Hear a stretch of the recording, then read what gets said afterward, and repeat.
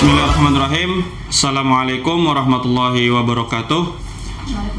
Alhamdulillahirrabbilalamin. Wassalatu wassalamu ala asyrafil anbiya wal mursalin Sayyidina maulana Muhammadin wa ala alihi wa sahbihi ajma'in, amma ba'du. Kembali lagi dalam program Dahsyatnya Ramadanku bersama saya Muhammad Faisal Rijali sebagai guru di Madrasah Ibtidaiyah Plus Alhamdulillah. Di sini saya akan membawakan materi yang berjudul sunnah-sunnah sebelum melaksanakan sholat Idul Fitri. Karena sebentar lagi kita akan melaksanakan atau kita akan menemui yang namanya Hari Raya Idul Fitri.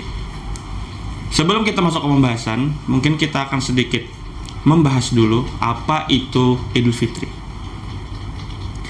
Dalam pengertian umumnya, Idul Fitri adalah sebuah momen atau sebuah hari di mana pada saat itu seluruh umat Islam di seluruh dunia merayakan kemerdekaan, bersukacita karena kita telah melaksanakan ibadah puasa Ramadan selama 30 hari secara tunai.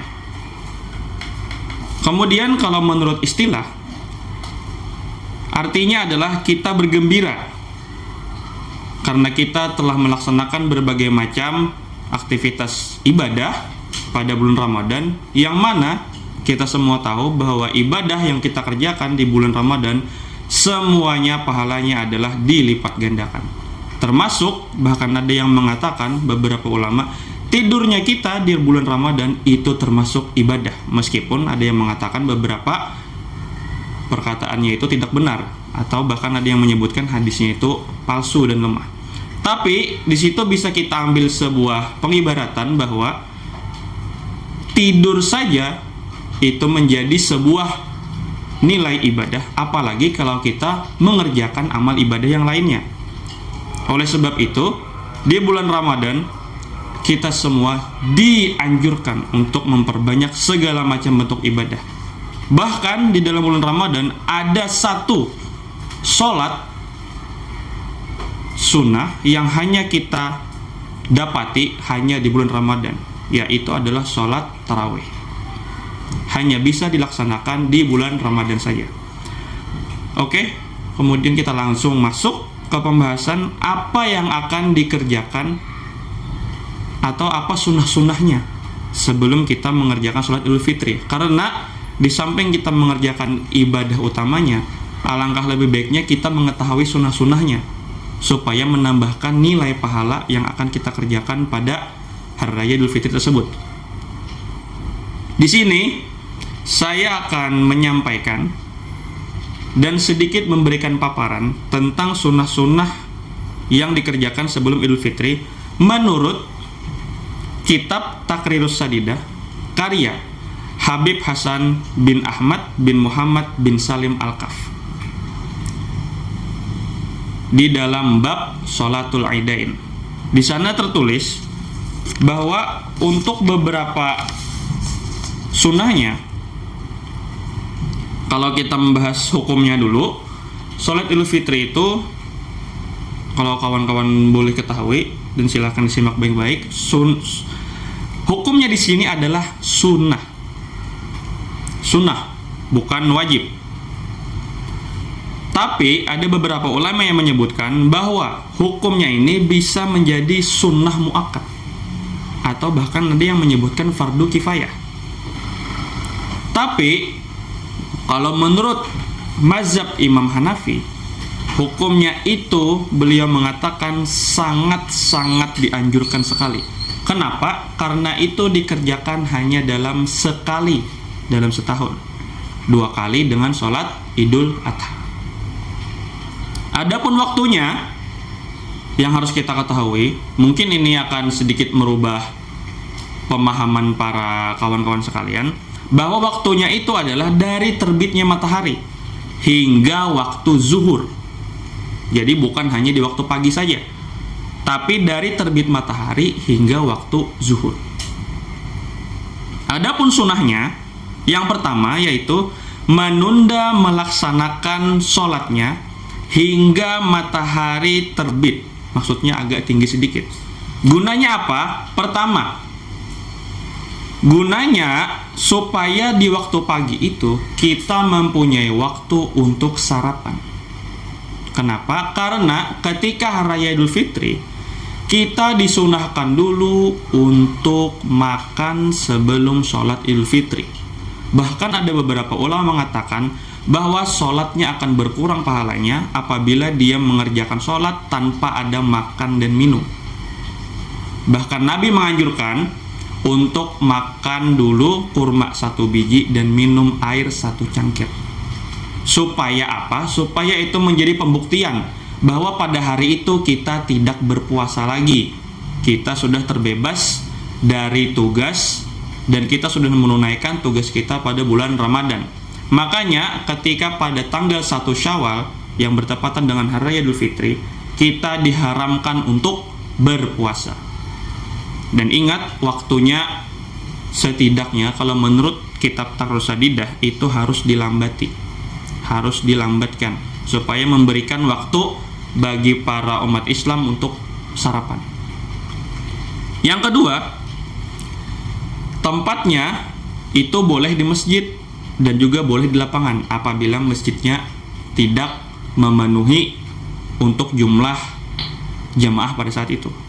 Boleh di masjid, boleh juga di lapangan.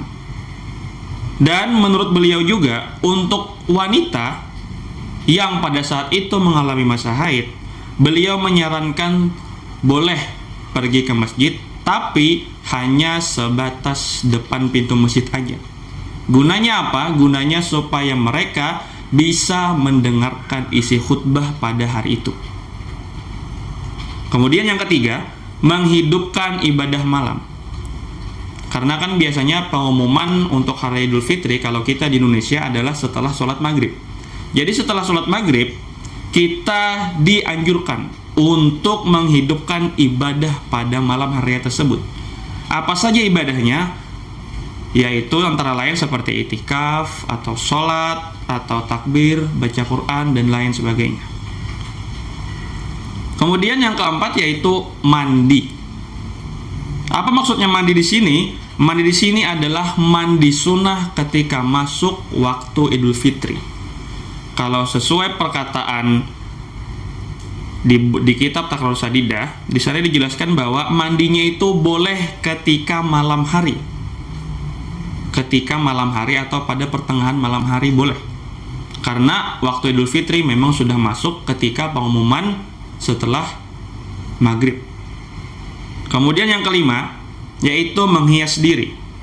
Maksudnya menghias diri ini adalah ketika kita sudah memasuki waktu Idul Fitri, kita disunahkan untuk memakai pakaian yang bagus, mempercantik diri dengan mungkin memotong rambut, memotong kuku, kemudian membersihkan segala macam kotoran yang ada di pada tubuh, memakai pakaian yang rapi, berharum-harum.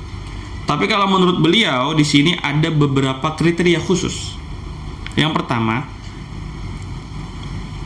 teruntuk bagi laki-laki dan perempuan, tua dan muda, baik yang sholat maupun yang tidak sholat,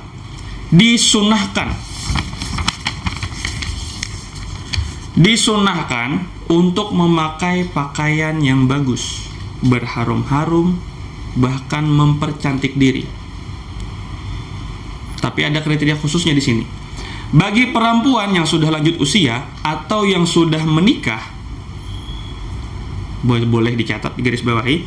Bagi perempuan yang lanjut usia dan yang sudah menikah, maka melaksanakan sholatnya bisa dilaksanakan di masjid dengan catatan memakai pakaian yang sederhana.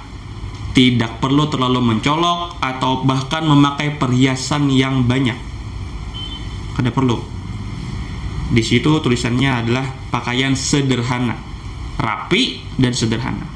Sedangkan untuk perempuan yang masih belum menikah atau kita garis bawahi dengan jomblo dan dengan sadar diri dan dia menyadari bahwa memiliki penampilan yang menarik, mungkin maksud sini adalah orangnya cantik, yang mungkin nanti ketika dia pergi ke masjid akan menimbulkan berbagai macam pandangan dari lawan jenisnya, maka mereka itu dianjurkan untuk sholat di rumah saja, menurut beliau di dalam kitab Taqrirus Sadidah. Jadi untuk perbedaan pelaksanaan sholat bagi perempuan khususnya, di sini ada sedikit perbedaan. Kalau untuk laki-laki tidak ada perbedaannya, tapi kalau untuk perempuan ada perbedaan sedikit antara perempuan yang sudah menikah dan perempuan yang belum menikah. Karena kita kembali lagi kepada hadis Nabi yang bahwasanya afdolnya sholat perempuan itu adalah di rumah. Tapi di sini beliau tekankan bahwa untuk perempuan yang belum menikah dan yang memiliki penampilan yang menarik dianjurkan untuk sholat di rumah saja. Selanjutnya, yang keenam, yaitu ketika kita pergi ke masjid, alangkah baiknya kita menempuh perjalanan yang lebih jauh daripada biasanya. Dan ketika pulang, kita menempuh perjalanan yang lebih pendek dari biasanya. Kenapa? Karena ketika kita menuju masjid dengan berjalan kaki misalkan dari tempat yang lebih jauh, bahkan melalui jalan yang lebih jauh dari biasanya, itu akan dihitung pahala yang lebih banyak. Kenapa? Karena kita berjalan menuju masjid, dan setiap langkah kita menuju masjid itu akan diganjar oleh Allah sebagai pahala. Jadi semakin jauh jarak kita menuju masjid, maka akan semakin banyak pahala yang kita dapatkan. Yang ketujuh, menunda sholat Idul Fitri sampai matahari sedikit naik dari ufuk timur untuk memberikan keluangan mengeluarkan zakat fitrah. Seperti yang kita ketahui, waktu zakat fitrah yang paling afdol itu adalah sebelum sholat Idul Fitri. Bahkan ada yang mengatakan beberapa saat atau beberapa jam sebelum sholat Idul Fitri. Boleh malam sebelum sholat Idul Fitri, tapi lebih afdolnya itu ada yang mengatakan sebelum sholatnya. Jadi untuk para panitia masjid ketika melaksanakan sholat Idul Fitri bisa ditunda lebih lama. Yang kebiasaannya kita di sini sholatnya dari jam 7 atau setengah 8, boleh ditunda dari jam 8 mungkin, atau mulai jam 9, bahkan mulai jam 10 boleh, dengan alasan supaya orang yang ingin mengeluarkan zakat pada waktu afdolnya bisa dilaksanakan. Kemudian yang ke-8, yang terakhir, zakat fitrah sebaiknya diberikan sebelum sholat Idul Fitri, dan lebih baik lagi diberikan berupa kurma atau makanan pokok supaya langsung bisa dimakan pada hari raya.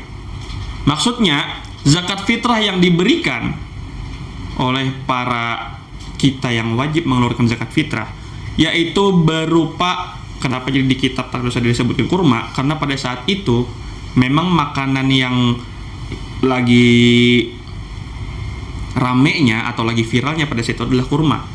Tapi kalau kita khususnya di Indonesia, kita terlalu sulit untuk mendapatkan kurma sebagai makanan pokok, maka digantilah dengan makanan pokok kita di Indonesia, yaitu beras. Meskipun ada beberapa tempat di Indonesia yang makanan pokoknya bukan beras, mungkin ada makanan pokoknya sagu, mungkin ada makanan pokoknya jagung, dan dianjurkan makanan pokoknya ini yang supaya langsung bisa diproses. Jadi ketika hari raya atau ketika pelaksanaan sebelum sholat Idul Fitri, kita yang orang punya dan mereka orang yang tidak punya bisa sama-sama menikmati dan merasakan bagaimana indahnya dan nikmatnya berhari raya Idul Fitri. Karena seperti yang kita ketahui, Idul Fitri ini adalah momen kebahagiaan kita seluruh umat Islam. Tidak membedakan apakah kita seseorang yang kaya atau kita seseorang yang miskin, tidak memandang itu. Karena kita semua di mata Allah adalah sama. Yang membedakan kita hanyalah hati atau keimanan. Wallahu a'lam bishawab. Mungkin sekian dari saya. Salah khilaf mohon maaf. Semua kesalahan terdapat dari saya. Apabila ada perkataan yang kurang berkenan, sekiranya mohon dimaafkan. Wa akhirul kalam. Wassalamualaikum warahmatullahi wabarakatuh.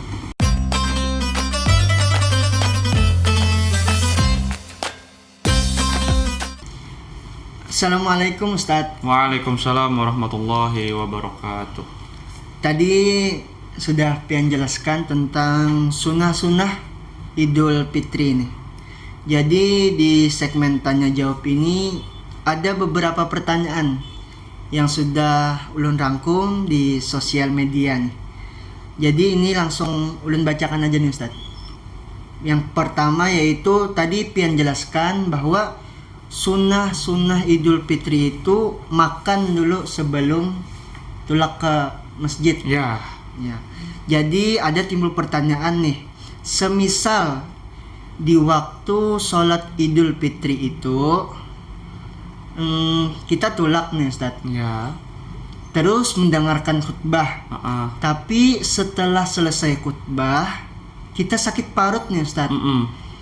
Lalu tidak mengumpati sembahyang Idul Fitri itu karena kebanyakan makan kah atau gara-gara makan tadi itu. Iya. Nah, jadi bagaimana pendapat pian tentang hal ini Ustaz? Oke. Mencoba menjawab. Bismillahirrahmanirrahim. Menurut beberapa kitab dan buku yang saya baca, kalau memang sebelum Idul Fitri kita disunahkan untuk makan. Tapi untuk beberapa hal atau seperti yang ditanyakan tadi, bagaimana apabila orangnya ini tiba-tiba sakit perut? Bahkan waktu dia meninggalkan sakit perut ini, pergi ke kamar kecil misalkan sampai waktu orang selesai sholat.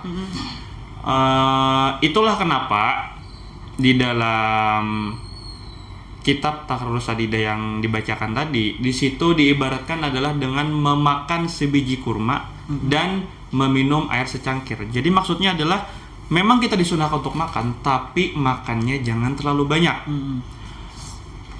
Yang penting kita ada sedikit masuk makanan ke dalam badan kita dan air itu membasahi anggota dalam tubuh kita supaya menjadi pembuktian bahwa hari itu kita tidak lagi melaksanakan yang namanya puasa Ramadan.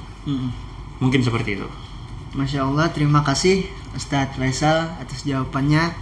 Terus lanjut ke pertanyaan kedua nih Ustadz. Tadi pian menjelaskan harus memakai baju yang bagus. Ya.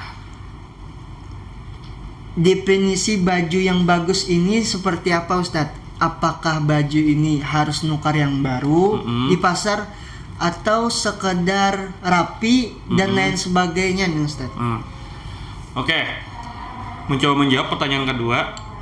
Di Takrurus Sadidah tadi dijelaskan bahwa harus memakai pakaian yang sederhana dan bagus. Karena kan bagus di sini maksudnya adalah yang tidak ada sedikit pun kecacatan di dalam pakaiannya atau rapi dari pandangan. Tapi yang perlu kita garis bawahi di sini adalah pakaian bagus dan rapi tidak semuanya haruslah baru. Karena seperti yang kita ketahui, tidak semua manusia atau tidak semua umat Islam itu memiliki ekonomi yang setara. Bahkan ada beberapa orang yang memiliki ekonomi di bawah rata-rata atau biasanya yang kita sebut dengan kurang mampu. Kalau di sana disebutkan harus pakai pakaian yang baru, bagaimana nasib saudara kita yang kurang mampu? Bahkan untuk makan sehari-hari pun mereka sudah bersusah payah dalam bekerjanya. Makanya di sana maksudnya bagus di sini adalah bagus dan sederhana menurut mereka, bukan menurut orang lain. Kalau menurut mereka pakaiannya itu bagus, maka pakaian itulah yang dipakai untuk melaksanakan sholat Idul Fitri. Apabila dia memang tidak mempunyai pakaian bagus, ya setidaknya pakaiannya yang tidak kotor, yang bagus, memakai pakaian harum, memakai minyak harum dan segala macam. Untuk baru, pakaian baru itu adalah, kalau menurut saya pribadi, itu adalah suatu tradisi yang sangat tidak benar. Karena setiap hari raya kita selalu memakai pakaian yang baru. Bahkan pakaian baru itu, kalau menurut saya pribadi, bukan sesuatu yang memang dianjurkan oleh beberapa ulama. Bahkan pakaian baru tidak semuanya biasanya memenuhi kriteria pakaian yang baik dan sopan. Itu menurut saya. Mungkin sekian. Nah, jadi itu penonton Alhamdulillah Channel definisi tentang yang dimaksud baju bagus itu. Iya. Jadi tidak harus baru, tetapi enak dipandang oleh masyarakat ya Ustaz. Terus pertanyaan yang terakhir nih Ustaz, tentang sunnah yang keenam. Tadi dijelaskan bahwa mendapatkan pahala di setiap langkahnya menuju ke masjid ya Ustaz. Lalu timbul pertanyaan, bagaimana orang yang menggunakan kendaraan atau mobil itu Ustaz tidak berjalan kaki dari rumahnya, apakah itu terhitung pahala juga atau lain sebagainya Ustaz? Oh iya. Sedikit memberikan pandangannya. Ini menurut saya pribadi dari beberapa kitab dan beberapa buku yang saya baca. Mungkin dari saudara sendiri atau dari penonton yang lain ada pendapat yang lain, dipersilahkan. Tapi kalau menurut saya pribadi, maksud dari perjalanan menuju masjid yang dihitung pahala dengan berjalan kaki itu adalah masjid yang kira-kira kita mampu untuk menjangkaunya. Misalkan jaraknya tidak terlalu jauh dari rumah, mungkin ada sekitar 300 meter atau sekitar 100 atau 200 meter, tidak sampai hitungannya 1 kilo atau bahkan lebih. Yang apabila kita berjalan kaki dengan jarak yang 1 kilo atau bahkan lebih, itu bisa membuatkan nanti kita kelelahan dan akan mungkin mengurangi semangat kita dalam melaksanakan sholat Idul Fitri karena kita sudah kelelahan di jalan. Maksudnya di sini, apabila jarak masjid dari rumah kita itu jaraknya dekat, disunahkan kita untuk berangkatnya berjalan kaki saja. Di samping berjalan kaki menuju masjid itu dihitung pahala, dan supaya juga kita mengurangi kemacetan yang ada di jalan. Karena kalaunya orang jauh dan orang dekat yang dari masjid semuanya memakai kendaraan, nanti akan menjadikan jalan itu macet. Karena tidak semua sholat Idul Fitri dilaksanakan di masjid, bisa juga dilaksanakan di lapangan. Bagaimana nanti kalau kita menuju masjid melewati lapangan yang ramai tersebut? Itu nanti akan menyebabkan sebuah kemacetan. Jadi kalau memang jauh, memakai kendaraan ke masjidnya tetap dihitung pahala. Untuk hitungan pahalanya, Allahu a'lam, entah sama atau yang berjalan kaki atau berbeda. Karena untuk di beberapa kitab yang saya baca, tulisannya itu hanya bagi yang berjalan kaki. Tapi untuk niat, insya Allah semuanya sampai. Tapi untuk hitungan pahala, kita manusia sendiri pun tidak ada yang mengetahuinya. Hitungan pahala semuanya hanya kembali kepada Allah Subhanahu wa Ta'ala. Mungkin sekian. Demikian program Dahsyatnya Ramadanku. Saya akhiri, wabillahi taufiq wal hidayah wa ridha wal inayah. Wassalamualaikum warahmatullahi wabarakatuh.